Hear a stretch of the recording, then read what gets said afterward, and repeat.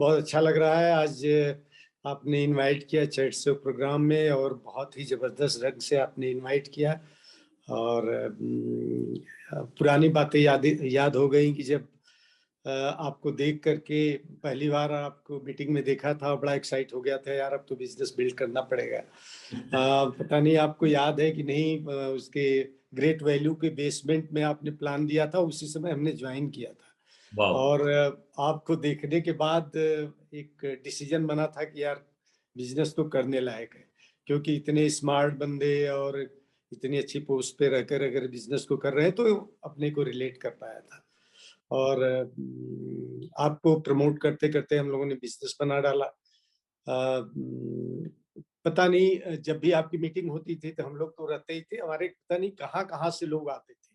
इलाहाबाद से लोग आते थे, हल्द्वानी, अल्मोड़ा, पिथौरागढ़, और जहाँ भी बिहार में कुछ लोग थे वहां से आते थे। और इस तरह से प्रमोट करके आज भी आपकी कोई टॉक सुनने के लिए हम लोग बड़े उत्सुक रहते हैं, सीडीज सुनते हैं और उसको नोट्स तैयार करते हैं और अपने ग्रुप को उसको टीच करते हैं।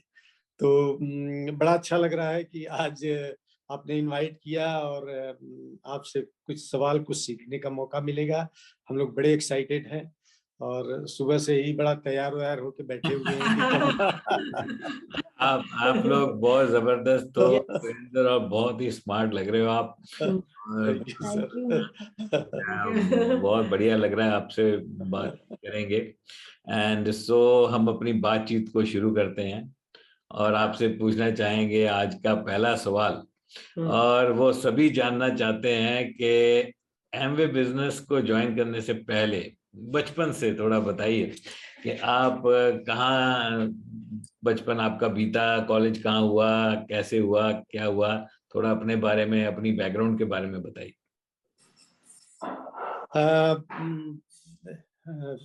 मैं एक्चुअली जौनपुर को बिलोंग करता हूँ। जौनपुर एक छोटा सा डिस्ट्रिक्ट है बनारस के बगल में। या और मेरी प्राइमरी एजुकेशन सारी इंटरमीडिएट तक वैसे गांव में भी थी। मेरे पिताजी की किसान थे और मेरी माँ हाउसवाइफ थी। हम लोगों की ज्वाइंट फैमिली थी, बहुत बड़ी फैमिली थी। आज भी ज्वाइंट फैमिली है, बहुत बड़ी फैमिली है। कभी हम लोग अब भी गांव पे जाते हैं तो 50-60 लोग हो जाते हैं इतने लोगों का, लेकिन सारे लोग काफी बिखर चुके हैं। तो वहाँ हम लोग साथ, कई भाई साथ साथ पढ़ने स्कूल जाते थे।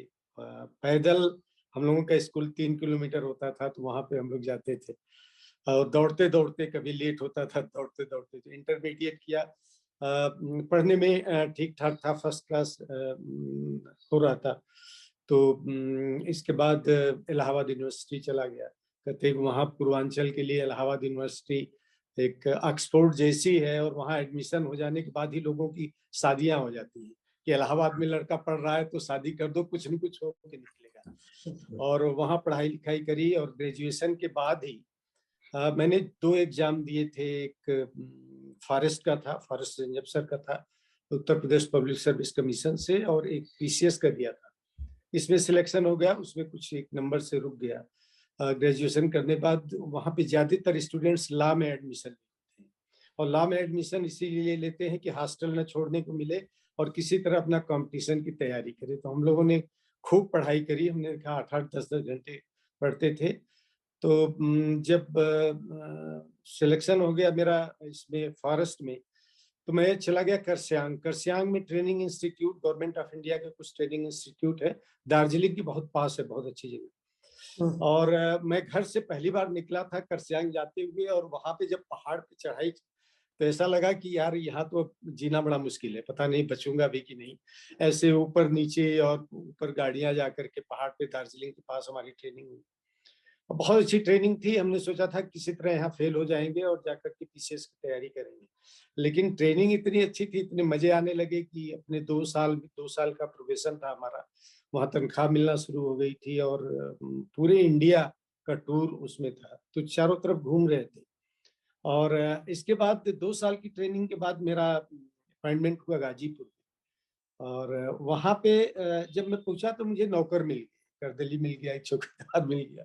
और फिर लगा यार बड़े मजे हैं, 1000 रुपए के करीब तनख्वाह हुआ करती थी। 80 की बात है, 83 की।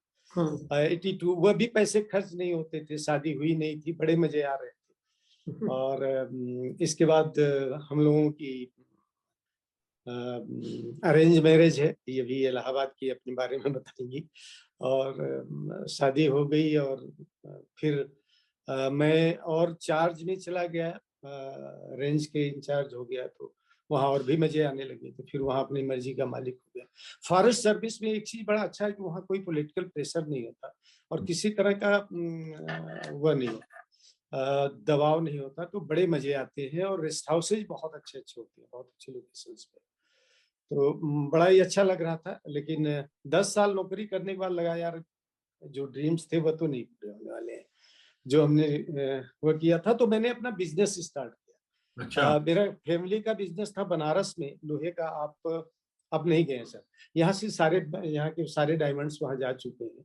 तो बहुत अच्छा बिजनेस था। तो मैंने सोचा कि कुछ हमारे रिश्तेदार बिजनेस कर रहे थे और उनके पास अच्छी अच्छी गाड़ियां थी, बड़े अच्छे से रहते थे। तो मैंने सोचा यार मैं भी बिजनेस करता हूँ। छुट्टी लेके कुछ आजमाइश करी तो कुछ मजा आया नहीं। और फिर बच्चों को पढ़ाने के लिए देहरादून आ गए, क्योंकि स्कूलिंग बहुत अच्छी थी। ट्रांसफर बड़े जुगाड़ से कराया यहाँ पे। और उसी के बीच हमारा प्रमोशन भी हो गया, असिस्टेंट कंजर्वेटर फॉरेस्ट बन गया। लेकिन तभी ये हमें ये बिजनेस मिला। अब इसके बारे में बात आगे करेंगे। बात करते हैं, बिल्कुल जी। बिल्कुल, बहुत अच्छा लगा आपके बारे में जान के। और प्रतिभा जी से भी जानेंगे उनका बचपन कैसे बीता। थैंक यू बिंदु जी, क्योंकि आपने आज सबको बचपन में पहुंचा दिया है। हम लोग, मैं वैसे बेसिकली इलाहाबाद की एक छोटे से गांव की रहने वाली हूँ। और वैसे हमारा सारी स्कूलिंग वगैरह इलाहाबाद में बेस्ट, उस समय का जो बेस्ट स्कूल था क्रॉसफेड, वहाँ की बोर्डिंग में रह के किया है। और मेरी माँ ने हमेशा यही कोशिश करा है कि अपने बच्चों को बहुत अच्छा एजुकेशन दें, सभी को उन्होंने इसी तरह पढ़ाया है। और इलाहाबाद से ही मैंने ग्रेजुएशन भी किया, पोस्ट ग्रेजुएशन किया। और इस तरह हम वहाँ पर पले बढ़े और यहाँ तक पहुँचे। और मेरी माँ टीचर थी, मेरे फादर भी डिप्टी डायरेक्टर खादी कमीशन में थे। और उनसे कोई मतलब नहीं था बच्चों को, बस पैसा कमाना और देना। लेकिन मेरी माँ ने सब कुछ किया। मेरी माँ का बहुत बड़ा हाथ है हम लोग को एजुकेशन देने में। और हम 4 बहन और 2 भाई हैं। और सारे बिजनेस में हैं, सारे भाई बहन। मतलब एक्टिव नहीं है, 1-2 एक्टिव नहीं है। 2 ही, वैसे 3 एक्टिव है और सब ऐसे ही है। लेकिन सब बिजनेस में है, प्रोडक्ट यूज करते हैं। और फिर मेरी ग्रेजुएशन के बाद ही मेरी शादी हो गई। और मैं, जैसे वीरेंद्र जी बता रहे हैं, दोनों की शादी जब हो गई तो मैं मतलब एक फॉरेस्ट ऑफिसर से शादी होना, जॉब में थे। और जब यहाँ शादी होके आए तो मेरे जब उस समय जब मैं पढ़ रही थी, उसमें हमारा ड्रीम था कि मैं टीचर बनूंगी, क्योंकि ऐसा बैकग्राउंड था। मेरी माँ टीचर थी, मेरी दीदी भी टीचर थी, तो मुझे लगता था मैं टीचिंग बैकग्राउंड में जाऊंगी। लेकिन शादी के बाद वो सब कुछ खत्म हो गया, क्योंकि ना पैसे की कमी थी हमारे पास, सारी चीज थी। मैं कंफर्ट जोन में चली गई पूरी तरह से, सब कुछ में मिल रहा था आसानी से। तो इस तरह से हमने पूरा 14-15 साल बिता दिया।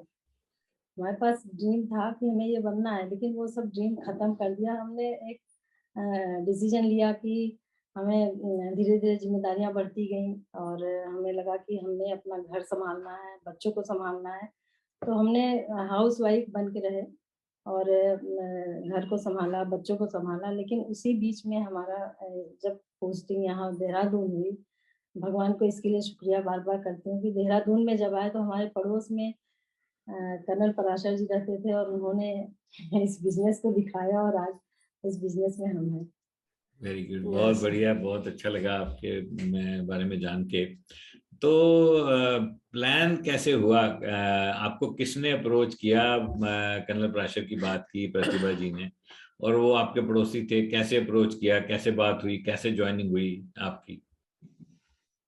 कर्नल परास, अच्छा हम बताएं, ये पता नहीं। कोई भी आप बताओ, जिसने प्लान देखा था, डिसीजन कर्नल किसका था? परासर हमारे पड़ोस में रहते थे जी। सर कुछ कर रहे हैं? मैंने कहा डिसीजन किसका था इनिशियली ज्वाइन करने का? मेरा था, मेरा था। तो फिर आप ही बताएं। तो कर्नल परासर हमारे पड़ोस पे रहते थे और यहाँ पे बड़ी मैं यहाँ पे एक प्रोजेक्ट में काम कर रहा था, डिप्टेशन पे था। बहुत अच्छा प्रोजेक्ट था, ईसी का, यूरोपियन इकोनॉमिक कमीशन का था और बहुत बड़ा प्रोजेक्ट था। उसमें प्रोजेक्ट अफसर था। तो यहाँ गाड़ियां खड़ी रहती थी, बहुत सारे लोग आते जाते रहते थे, तो उनको लगता था यार बिजनेस तो नहीं करेगा लेकिन ये प्रोडक्ट यूज कर सकता है। तो अपनी उन्होंने तुरंत ज्वाइन किया था, उनको भी बहुत समय नहीं होता, लेकिन उनका प्रमोशन का तरीका बड़ा अच्छा था। वो हमारे यहाँ आते थे और कहते थे कि हमने एक कंपनी की फ्रेंचाइजी ली है जो इंटरनेशनल कंपनी है यूएसए की और जाइंट है एफएमसीजी में, बहुत बड़ी कंपनी है और बहुत अच्छे प्रोडक्ट्स हैं हमारे पास। और मैं चाह रहा हूँ कि आप आकर के एक दिन देखिए कि ये प्रोडक्ट क्या है। हमें लग रहा है कि आप आएंगे तो देखेंगे। और वह 2-3 बार आए तो मैंने प्रतिभा ने कहा कि अ, एक दिन चलिए, कर्नल परासर आपके पड़ोस में कर्नल आदमी है, ग्रेजुएट और कई बार आ चुके हैं। हमने कहा प्रोडक्ट लेना है, मैं जाके क्या करूंगा, जाके प्रोडक्ट लेके आओ। तो इन्होंने कहा कि नहीं, प्रोडक्ट लेने की बात नहीं है, ये एक सम्मानित आदमी है और पड़ोसी है आपके, तो चलना चाहिए उनके यहाँ। वो ये लोग हस्बैंड वाइफ 2-3 बार आ चुके हैं। तो मैं गया और जाने के बाद कर्नल परासर जैसे रिटायर्ड आदमी की वो होती है, वो 62 की लड़ाई, 57 की लड़ाई, पता नहीं क्या क्या वो करके 11 बज गए रात के।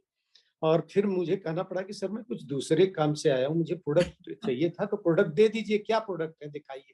और कर्नल परासर फिर जाकर के बैठे डाइनिंग टेबल पे, वहां बुलाया और प्रोडक्ट का डेमो दिया। नेचर सावर से जब हाथ धोया तो हमने कहा कि सारे प्रोडक्ट दे दीजिए, और उन्होंने एक और भी प्रोडक्ट का डेमो दिया। तो उन्होंने सारे प्रोडक्ट, हमने कहा आप किट ही दे दीजिए हमें, कितने पैसे हुए, उन्होंने पैसे बताए, हमने पैसे दे दिए। लेकिन जब मैंने सारे प्रोडक्ट ले लिए तो उन्होंने कहा कि ये आप 20% डिस्काउंट पे ले सकते हो। हमने कहा कि ठीक है, तो कैसे होगा बता दीजिए, तो ऐसे कर लेते हैं। तो उन्होंने कहा कि नहीं, इसमें पैसे भी कमाए जा सकते हैं, पैसे बहुत हैं इसमें। हमने कहा बड़े धीरे धीरे पत्ते खोल रहे हो, बात क्या है, सही बात तो बताओ। और तब तक बड़ी रात हो चुकी थी। हमने कहा कि सर सुबह हमारे यहाँ आप चाय पीजिए। और आए, हमें याद है लॉन था मेरा, वहां हमने निकाली कुर्सी और मई का महीना था, बड़ी अच्छी अच्छी आवाज। तो उन्होंने हमें प्लान दिखाया और प्लान मेरे केवल एक समझ में आया कि दो चीजें समझ में आई। उन्होंने कहा मैं आपकी मदद करूंगा इस बिजनेस को बिल्ड करने में। हमने कहा बड़ा मजा आ गया, ये तो कर्नल जो हमें हेल्प करने के लिए तैयार है। तो एक तो ये, और दूसरा उन्होंने कहा अब 146 को जोड़ लेंगे तो अब सिल्वर पता नहीं हो जाएंगे, क्योंकि उनको भी बहुत जानकारी नहीं थी, 2-3 दिन पहले ज्वाइन किया था। हो जाएंगे और 40,000 रुपए आ लेना है। हमने कहा कि तुरंत ज्वाइन कराइए सर, फिर इसमें क्या है, 146 को तो मैं आपको एक महीने में जोड़ के दूंगा। और हमें लगा कि जितने आरा मशीन वाले हैं, जितने हमारे यहाँ ठेकेदार हैं, सबको कहेंगे सब ज्वाइन कर लेंगे। और फिर बिजनेस को स्टार्ट किया। लेकिन कुछ कर नहीं रहा था उसी समय। जैसा मैंने कहा कि आपकी एक मीटिंग हुई, एक मीटिंग में मैं और गया था, लेकिन मैं खुद ही अच्छा स्पीकर नहीं हूँ, लेकिन उस स्पीकर की बात सुन के हमने कहा यार ये तो करने लायक नहीं है। ये तो जैसे कोई बेच रहा हो कुछ अपना, या कोई मूली सब्जी कुछ इस तरह से। तो फिर वहां से चला है। लेकिन आपकी मीटिंग देखी ग्रेट वैल्यू में और बेसमेंट में हुई, और उसमें कुछ बिलीव हुआ। इसके बाद आपके यहाँ चंडीगढ़ में एक बीबीएस थी, जिसमें ऑस्ट्रेलिया से कोई आए हुए थे और अंग्रेजी में बोल रहे थे, कुछ समझ में तो आया नहीं। लेकिन 9% में मैं स्टेज पे गया था तो दीपक रावत जी दौड़ के आए और उन्होंने कंग्रेचुलेट किया कि आप वहां से बताया, आपसे मेरी मुलाकात नहीं हुई और बड़ा अच्छा लगा, कंग्रेचुलेशन। हमने कहा यार ये क्यों हमें कंग्रेचुलेट कर रहे हैं, इनका तो कोई फायदा भी नहीं है। और वहां से आया। फिर कर्नल परासर बहुत फिर आना शुरू कर दिए कर्नल परासर। मैं ऑफिस से आता था, उससे पहले गेट पे। हमने कहा यार लग रहा है गलत जगह पंगेबाजी ले ली। और हमने कहा कि तो छोड़ना पड़ेगा, ये तो जब देखो तभी बुढ़ा यही पड़ा रहता है, इससे क्या मतलब है, हम करें न करें क्या। और फिर कर्नल परासर से तो एक बार बातचीत भी हुई। हमने कहा कि मैंने आपको लिस्ट दे दी तो आप अल्मोड़ा जाइए। तो कर्नल परासर भी थोड़े से टेढ़े थे, अब आर्मी वाले टेढ़े तो होते ही हैं, और हम लोग भी अपने स्टेटस का मामला था। तो दोनों में थोड़ा कहा सुनी हुई झगड़ा हुई, लेकिन फिर सब ठीक ठाक हो गया। और कर्नल पराशर ने बहुत मदद करी, और इसके बाद एक बड़ी मीटिंग में लेके चले गए, और जिसका 4,500 रुपए टिकट होता था। हमने कहा कि, और कहने लगे कि 4-6 लोगों को लेके चलो तो बिजनेस बिल्ड हो जाएगा। मैंने फिर कार करी, और 5-6 लोगों को, जो स्टाफ में हमारे सबऑर्डिनेट थोड़े स्मार्ट से थे, उनके कहा चलो तुम लोगों को एक अच्छा बिजनेस करा के ले आते हैं। उन लोगों को लेके पहुंच गया, और वहां जब पहुंचा तो वहां लीडरशिप हो रही थी, और लीडरशिप में गया था। हमने कहा कि कौन सा बिजनेस है, कुछ समझ में आ रही। कंडवाल जी थे। लेकिन जब दूसरे दिन हॉल में पहुंचा, तालकटोरा इंडोर स्टेडियम में, कहाँ पे थी, और उस पे दिमाग घूम गया जब वहां लोगों को देखा। और वहां पे जो स्पीकर थे मेन, वह इंडोनेशिया के थे, रॉबर्ट अंकासा। रॉबर्ट अंकासा। हाँ। और वह बात करते करते रो दिए थे कि, और उन्होंने कहा कि मैं यहाँ पे आया हूँ, अगर कोई बंदा, एक बंदा डायमंड जाने का डिसीजन लेता है कि मेरे यहाँ आने का पूरा मकसद पूरा हो जाए। और रो रहे थे, और मेरे आंखों में भी आंसू थे। और वह दिन था कि हमने वही डिसाइड किया कि अगर ये बिजनेस इंडिया में चलेगा और कोई भी डायमंड हमें दिखाई दिया तो मैं डायमंड जरूर जाएंगे। That was the place where I took decision sir. वहाँ पे और भी बहुत सारे लोग थे, तो वहाँ का टोटल माहौल जो है वह टोटली हमें चेंज कर दिया, और अपलाइन के साथ सबमिशन और तो सब बात। तो वहां से फिर बिजनेस स्टार्ट किया। बिल्कुल जबरदस्त, आपने याद करा दिया। हम भी थे उस मीटिंग में, और उस मीटिंग में बहुत लोगों ने डिसीजन लिया, और डेफिनेटली वो one of the best meeting थी, बहुत जबरदस्त। और उस टाइम कार्ल रेडन भी आए हुए थे। जी जी जी। वो भी उस मीटिंग में थे। तो बहुत जबरदस्त वो दिन थे, कमाल है। और वहां से आपने डिसीजन लिया इसको बिल्ड करने का। तो जब आप उस मीटिंग में गए थे जिसमें रॉबर्ट अंकासा आए थे, उस टाइम आपका लेवल क्या था? कुछ भी नहीं था सर, 3% था लेवल, 3% था। लेकिन वहाँ का इन्वायरमेंट और वहाँ की चीजें देख कर देखा कि कौन कौन लोग इसको कर रहे हैं। वहाँ की जो टॉक्स थी, वह इतना ज्यादा बैठने का भी मौका नहीं मिला था, हम लोग खड़े थे लगातार। और बैठने का भी जगह नहीं मिली, लेकिन फिर भी मुझे माइग्रेन भी हो गया था, फिर भी हमने कहा कि छोड़ के तो नहीं जाएंगे। और कंडवाल जी भी थे, तब तक कंडवाल जी मेरे यहाँ आना जाना शुरू कर दिए थे। तो 3% नहीं, 9% पे शायद पहुंच गए थे, 9% पहुंच गए थे। और वहां पे जो ड्रीम बने, मुझे लगा, और वहां से हमने फोन करा प्रतिभा को कि हमें लगता है कि जिस बिजनेस के लिए मैं तलाश कर रहा था वो हमें मिल गया, क्योंकि मैं कन्वेंशनल बिजनेस भी कर चुका था। और मैं चाह रहा था कि कुछ ऐसा मिले जहां हम कुछ कर पाए, कुछ लोगों की लाइफ को इम्पैक्ट कर पाए। कुछ बहुत सारे दिमाग में जो चीजें थी, वहां लगा कि पूरी दुनिया घूमेंगे, और बहुत अच्छे लोगों की एसोसिएशन होगी, बहुत कुछ सीखने को मिलेगा। तो उस समय 9% पे था, और वह इवेंट एक्चुअली वही इवेंट थी जिसने सब। That is amazing actually Virendra ji, बिल्कुल सही बात है कि जो जितने भी लोग डिसीजन लेते हैं किसी बड़े इवेंट में आके, और आजकल तो डिजिटल होने लग गया, तो डिजिटल इवेंट्स में बहुत लोग डिसीजन ले रहे हैं, और पता लगता है कि किस तरह के लोग इसको कर रहे हैं, कितना बड़ा कर रहे हैं। प्रतिभा जी, आपका कैसी एंट्री हुई इस बिजनेस में, और आप कब सीरियस हुई इस बिजनेस में? वही कर्नल पराशर जी मेरे घर आए और उन्होंने कहा प्रतिभा जी प्रोडक्ट बहुत अच्छे हैं, जैसा वीरेंद्र जी ने बताया। तो हम ही बराबर जोर देते रहे। वैसे डिसीजन तो आपका था मीटिंग में ये बिजनेस ज्वाइन करने का, लेकिन प्रोडक्ट लेने के लिए मेरा दबाव था लगातार कि उनके घर चलिए और प्रोडक्ट देखते हैं, क्योंकि क्वालिटी प्रोडक्ट यूज करने में मजा तो आता ही है, पहले भी कर रहे थे। तो हमें लगा जब उन्होंने बताया कि अमेरिकन कंपनी है तो प्रोडक्ट तो अच्छे होंगे, तो हमने जिद करा कि आप चलिए। तो ये खाली नहीं होते थे, बहुत बिजी होते थे, तो इन्होंने बोला कि तुम जाओ और लेके आ जाओ। हमने कहा ऐसे नहीं जाएंगे, आपको चलना पड़ेगा उनके घर। और इनको जबरदस्ती ले आए और उनके घर गए, वहां पे बैठे, तब उन्होंने वही प्रोडक्ट की सारी बातें बताई। और हम लोगों ने वहां पे इन्होंने कह दिया, जब उन्होंने प्लान बताया यहाँ पे और इन्होंने ज्वाइन करने के हम ही भर दिया। और हम लोग प्रोडक्ट ले चुके थे सारा उस समय, तब ग्लिस्टर और एसएफ भी आ गया था, हम 8 प्रोडक्ट पूरा ले लिए थे। तब उन्होंने बोला कि आप प्रोडक्ट को यूज करते हुए पैसे भी अर्न कर सकते हो, तो तब जब इन्होंने प्लान देखा, हामी भर दिया, तो हमने थोड़ा ऑब्जेक्शन किया। ये किया क्योंकि लेडी एकदम माइंड अपना ब्लॉक करके रखती, वो ओपन होती नहीं, तो वो मेरे साथ था। क्योंकि मैंने बोला कि मैंने तो प्रोडक्ट ले लिया, बिजनेस ज्वाइन करने की क्या जरूरत है।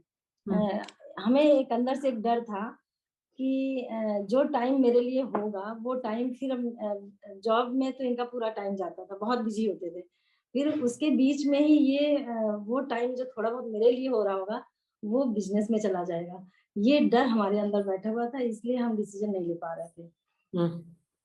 लेकिन डिसीजन तब लिया जब हमने मीटिंग में, बड़े फंक्शन में गए, और वहां पे जब पता चला कि इसके थ्रू आप टाइम, हस्बैंड वाइफ का टाइम मिल सकता है, ये सारी चीजें जब पता चली तो हमने तब डिसाइड किया कि ठीक है, मैं बिजनेस को डील करूँ। धीरे धीरे आए, बहुत दिन, हमें थोड़ा टाइम लगा, क्योंकि जब हम घर में हमारे पीछे बैक एरिया में एक मकान, कमरा होता था बहुत बड़ा सा, इनका आपका ऑफिस था।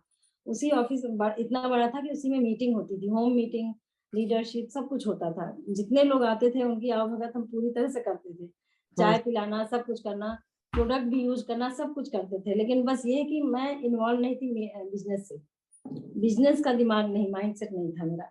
बस हमें ये लगता था मेरा टाइम यहाँ चला जाएगा। वो टाइम का डर जो था हमारे अंदर, वो थोड़ा टाइम लगा, हमें लग रहा 1-2 महीना लग गया होगा। गुड। तो 1-2 महीने के बाद आप सीरियस हो गए और कुछ वही बीबीएस जो बिजनेस बिल्डिंग सेमिनार जो हुआ था देहरादून का पहला, कमलजीत सिंह आए थे, और उनको देखने के बाद, उनका एक्साइटमेंट देखने के बाद, उनकी स्टोरी सुनने के बाद, और जितने भी वहाँ का माहौल पूरा जो वहाँ का देखा, वो सब देखने के बाद हमने डिसाइड किया कि हमें इस बिजनेस को बिल्ड करना है। वो सब कुछ हमें मिल सकता है जो लाइफ में चाहिए, तो हमारे अंदर भी वो क्वालिटी है, वो भी हमारे अंदर भी है, तो हम उसको क्यों नहीं यूज करें। तो उसी समय हमने डिसीजन ले लिया था कि हम इस बिजनेस को बिल्ड करेंगे। कौन थे स्पीकर? कमाल जीता है। अच्छा, कमालजीत मलेशिया से या इधर भी चंडीगढ़ में भी करके गए थे सेम बिल्कुल टाइम। जबरदस्त, बहुत अच्छे स्पीकर और जबरदस्त speaker है। और इसका उनका मतलब कोट हिलाना, हाँ, वो फेंकना, ये सारी चीजें इतना ज्यादा हमारे दिमाग में इम्पैक्ट कर रही थी, तो अब लगता था इनको देख के ना कि ये तो हमें भी मिल सकता है, ये चीज इस तरह स्टेज पे जाना, इस तरह एक बात मुझे अभी भी याद है, सेमिनार हम अटेंड करने गए थे, कह रहे मेरे फादर में 3% था, मुझे पुत्र डायमंड हो गया।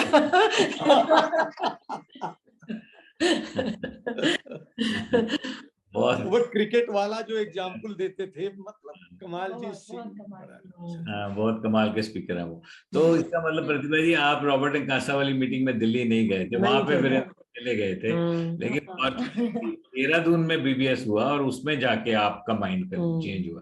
तो देखो, हर बंदा किसी न किसी स्पीकर को सुनता है तभी उसका माइंड चेंज होता है, और इसीलिए कहते हैं कि मीटिंग्स ही हमारे बिजनेस की जान है। और तो आप दोनों कमिटेड हो गए इस बिजनेस में, इसको बिल्ड करने लगे।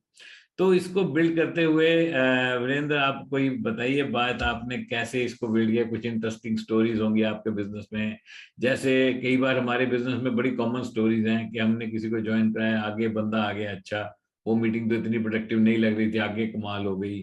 तो आपके बिजनेस में इस तरह की कुछ स्टोरीज हैं तो हमें बताइए कि आपने कैसे सर, हमने फिर काम स्टार्ट किया और कर्नल पराशर से कहा कि हम इतने ज्वाइन करा देंगे, और कर्नल पराशर हमारे पीछे, वीरेंद्र जी ज्वाइन कराइए, क्या कर रहे हैं आप, आपने तो कहा था इतना करा दे। फिर मैंने, हमारा स्टाफ था जिसको मैं पे देता था, मैंने उनकी तनख्वाह काटी और उन सबको ज्वाइन करा दिया, और इसके बाद उनको बताया कि यह, उनको किट पकड़ाई कि यह लो यार, तुम लोग यह जो है बिजनेस स्टार्ट करो, इतने इतने रुपए तुम्हारी तनख्वाह से काट दिए गए। अब उनको क्या करना था, कुछ उन्होंने किया नहीं, उन्होंने कहा ठीक है सर, कोई बात नहीं, इतने पैसे तो हम दे देंगे, 4200 रुपए तो होते थे। तो वह ज्वाइन किया। लेकिन इसी बीच मेरे कुछ दोस्त थे, एक दोस्त मेरा है था वहां पे, गोपाल सिंह कार्की, हल्द्वानी से, और वह आया हुआ था, वो अपने साथ कुछ लोगों के लिए आया था। तो यह था कि वह मेरे यहाँ ही सब खाना खाते थे और यहीं पे रह करके गप लड़ाते, क्योंकि हम लोगों के यहाँ सर्वेंट इतने होते थे, सर्वेंट मतलब रखने के लिए हमारी आजादी थी, 2-2, 3-3, 4-4 सर्वेंट रखा जाता था, तो खाना बनना और खिलाना कोई बड़ा मतलब बड़ी आसान सी बात। तो वहीं पे खाना खाते थे वो लोग और यहाँ पोस्टिंग कराने आए थे। उसको हमने दिया और कॉपी कट मार्केटिंग दिया और वह ज्वाइन कर गया। जब वह ज्वाइन कर गया तो उसने जाके बड़े तेजी से काम शुरू किया वहाँ हल्द्वानी में। और उसने गोपाल सिंह कार्की अब भी मेरा बड़ा अच्छा दोस्त है। और उसने फिर नीचे कुछ लोगों को ज्वाइन कराया, उसके बाद टमटा जी ज्वाइन करा लिए। टमटा जी आ गए और टमटा जी जब आ गए तो ये बड़े स्तंभ आदमी थे। ये तो इस तरह से लोगों को भोग के लाना, मीटिंग में बैठाना, ज्वाइन कराना और प्रोडक्ट देना, सारी काम ये बहुत तेजी से करने लगे। तो एक लेग तो चल गई। और यहाँ जो हमारी वाली लेग थी, जो यहाँ पे हमने जिस पे काम किया था, यहाँ ये सारे कोई न मीटिंग में जाए न कोई आए स्टाफ। फिर लगने लगा यार ये तो बड़ा मतलब पंगेबाजी हो गई। इस तो स्टाफ ही हमसे पंगा लेने वाला है, उसको बुलाते हैं मीटिंग में नहीं जाए। और इस बीच कुछ एक फ्रेंड्स को हमने बुलाया उसके घर पे कि हम आ रहे हैं, तुमको कुछ प्लान दिखाएंगे। और उसको पता चल गया कि ये एमवे का प्लान लेके आ रहा। और मेरे सामने वो घर से निकला और गाड़ी में बैठा और जाने लगा, हमारी तरफ देखा भी नहीं। और फिर लगा अब तो इससे पगनेबाजी हो गई, अब तो इसको दिखाना ही। तो मेरे साथ एक चीज बड़ी अच्छी थी सर कि जब कोई नो करता था और जो नो शो होता था और कोई जानने वाला अगर करता था, तब तो दिमाग में लगता था अब तो इसको दुरुस्त करना है, अब तो करके दिखाना है कि हम चीज क्या है।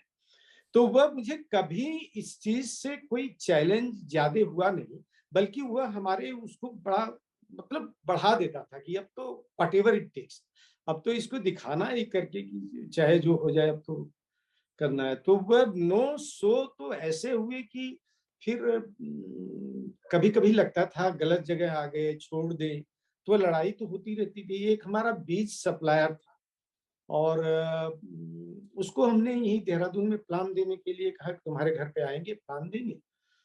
तो उसको देखा, उसके घर जब पहुंचे तो वह ताला लगा के ही वहां से गायब था। उसके यहाँ वो मीटिंग करने जा रहा, ज्वाइन तो कर लिया था, उसको ज्वाइन करना था।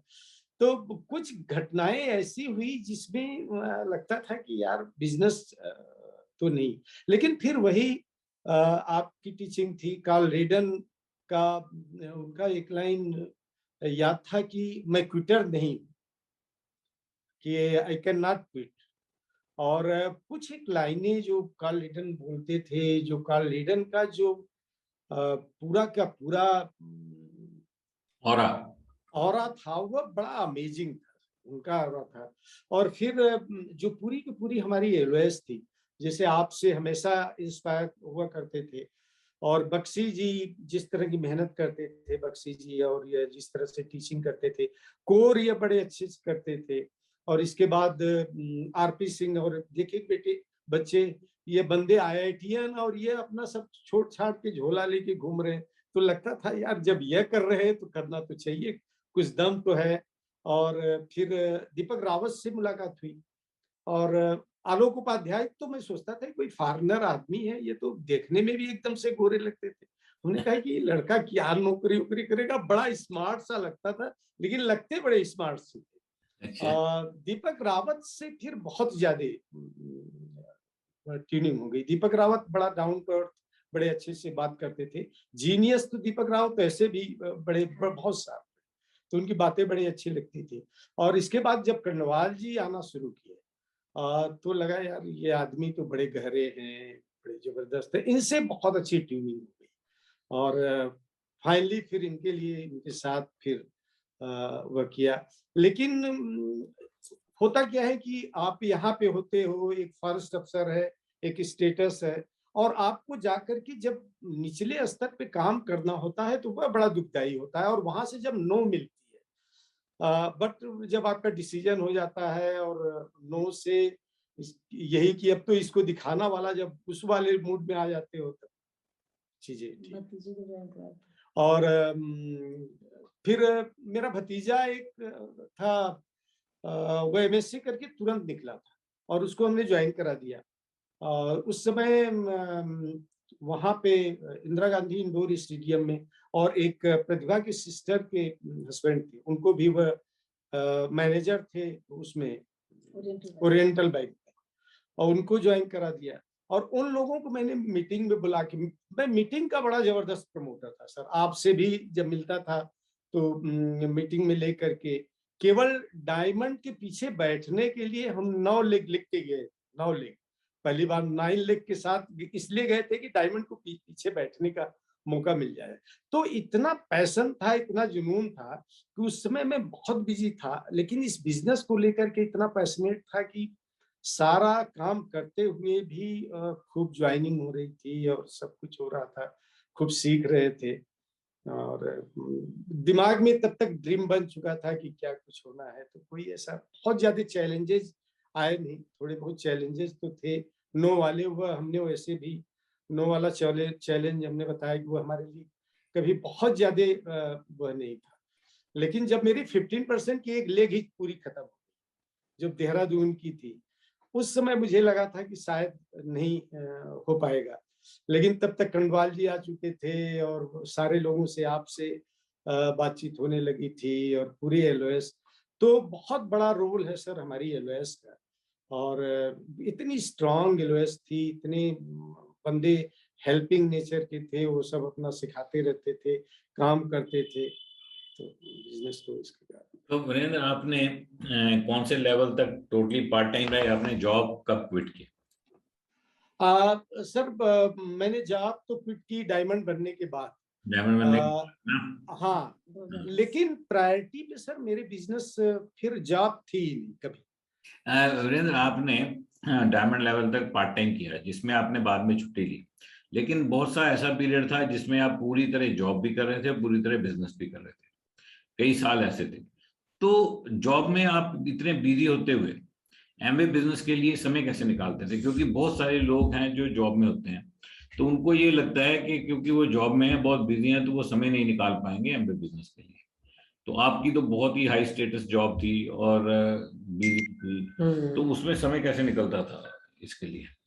सर मैंने सोचा कि छोड़ देंगे, और आपसे, आपको नहीं याद होगा, मैंने आपसे पूछा था क्या सर मुझे जॉब छोड़ के करनी चाहिए, और आपने एकदम से मना कर दिया था, नहीं बिल्कुल नहीं। और उसी समय एक बॉम्बे में एक कन्वेंशन हुआ था जिसमें ये आए हुए थे डगवीट, और डगवीट ने बिल्कुल मना कर दिया था कि अगर यार जॉब छोड़ दिए हो तो जाओ हाथ जोड़ो और फिर कहो कि हम जॉब करेंगे कहीं। तो दिमाग में था, बट जब आपके पास स्ट्रांग गोल होता है सर और आप काम करने के लिए, तो मैं यहाँ से निकलता था, गाड़ी लेके निकलता था, अपनी गाड़ी से जाता था ऑफिस, और वहां पे ऑफिस के बाद मैं तुरंत वहीं से निकल जाता था। कभी कभी हमें भूख भी लगती थी, लेकिन वह जुनून था कि सबसे ज्यादा बिजनेस की ग्रोथ मेरी तब हुई जब मैं बहुत बिजी था जॉब में। उसमें कारण दो थे सर, एक तो लीड्स बहुत मिलती थी, बहुत सारे लोग आते थे, और एक जब मैं जाता था कि कहता था मैं प्रोजेक्ट अफसर हुई, तो एक तरह से एक इन्फ्लुएंस भी बनता था, बंदा दूसरी तरफ का वो सुनने के लिए भी तैयार होता था। उनको नहीं लगता था कि यार ये बेला है, इसको मतलब कुछ करने के लिए है नहीं, इसलिए ये बिजनेस को कर रहा है। तो कई तरह से हमें इस जॉब से बहुत मदद मिली। मेरी पूरी एक लेग, 2 लेग मेरे फॉरेस्ट डिपार्टमेंट की थी, एक बाद में चल नहीं पाई, लेकिन इसमें जॉब के रहते हुए बहुत सारे हमने स्पॉन्सरिंग करी। जॉब में रहते हुए मुझे पता है कि एक बंदे को मैंने स्पॉन्सर किया। हमने कुछ रजिस्ट्री कोई करवाई थी और उसके साथ बड़ी दोस्ती हो गई थी, और कहीं होटल में जब खाना खाने जाता था तो बड़ा बड़ा शौकीन था, वह भी आता था, और उसको मैंने ज्वाइन कराया। तो मैं दीपक रावत को लेके गया उनके यहाँ, सब रजिस्ट्रार थे। उस बंदे ने ज्वाइन किया, टिकट ले लिया 4,500 का, प्रोडक्ट ले लिया, और बहुत तेजी से बिजनेस बिल्ड करने लगा। तो यह था कि सर जब आपकी प्रायोरिटी में बिजनेस आ जाता है, प्रायोरिटी जब हो जाती है, और जब आप गोल बना के काम करते हो और पैशनेट होते हो, तब हमारे समझ से दिन भर इसमें काम करने की क्या जरूरत है, ये तो मुझे आज भी नहीं पता चला। बल्कि कभी कभी बोरियत भी होती थी कि दिन में करें क्या, कभी कभी कि दिन में आप करोगे क्या। क्योंकि प्लान तो शाम को ही दिखाना होता है, शाम को ही सब लोग घर पे आते हैं। तो एज सच कोई चैलेंज हमारे लिए नहीं आया था। बट डायमंड जाने के बाद भी हम कंटिन्यू कर रहे थे। उस समय मैं बड़ी अच्छी पोस्ट पे था और मेरी पोस्टिंग थी बिजनौर में।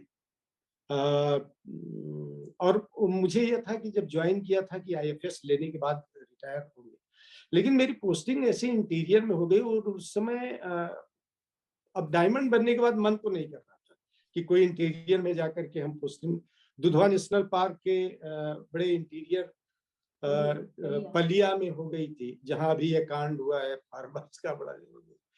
तो फिर हमने सोचा कि फाइनली की, और मीटिंग वूटिंग में जाने लगे थे, नाम भी आने लगे था। तो सोचा कि चलो अगर पेंशन मिलने की संभावना है तो पेंशन ही ले लिया जाए, क्यों टर्मिनेट हुए। तो फिर इस कारण से रिजाइन कर दिया, क्योंकि फिर जरूरत नहीं लग रही थी। लेकिन हमें नहीं लगता कि किसी को डायमंड जाने में उसकी जॉब रोक रही हो। ये तो एक माइंड सेट होता है। पार्ट टाइम इस बिजनेस को बड़े पैशन के साथ लोग कर सकते हैं, और हमें लगता है। बिल्कुल आपने ठीक बताया वीरेंद्र। पार्ट टाइम लोग बहुत, एक्चुअली अगर एमवे की दुनिया में झांक के देखा जाए तो 98% से ज्यादा लोग इसको पार्ट टाइम ही तो बिल्ड करते हैं। ये है ही बिजनेस, पार्ट टाइम अपॉर्चुनिटी है। और इवनिंग में बड़ा अच्छा बिजनेस होता है। जब जॉब में आप होते हो, आप घूमते फिरते हो और लोगों से मुलाकात करते हो, वो भी अच्छा है। और दूसरा, जब आप प्लान दिखाते हो तो उसको लगता है कि ये मेरे जैसा है, क्योंकि आगे भी तो पार्ट टाइम वाले मिलेंगे, तो उसको लगता है कि मेरे जैसा है, अगर ये पार्ट टाइम कर सकता है तो मैं भी कर सकता हूँ। अगर आप फ्री होके करोगे तो फिर वो ज्वाइन कौन करेगा आपको, फिर वेले ढूंढने पड़ेंगे, क्योंकि आप अपने जैसे आपको रिलेट तो करेगा तभी ज्वाइनिंग होगी। तो आपकी स्टोरी बड़ी जबरदस्त है, आपने बहुत बड़ा बिजनेस बिल्ड किया है। तो आपसे ये जानना चाहेंगे कि इस बिजनेस को आपने काफी फास्ट बिल्ड किया। एक्चुअली आपकी टीम में बहुत सारे एम्बरर्स हैं, तो मैंने उनकी रिकॉग्निशंस भी देखी हैं। बहुत जबरदस्त जबरदस्त पावरफुल लोग आपकी टीम में हैं। तो इस बिजनेस को फास्ट बिल्ड करने में आपको सबसे ज्यादा किस चीज ने हेल्प किया? क्या वो आपकी होम टीम थी, या सिस्टम को यूज किया, या मीटिंग्स थी, या किस चीज को, या आपका काम था, किस चीज ने आपको सबसे ज्यादा मदद की इस बिजनेस को फास्ट बिल्ड करने में?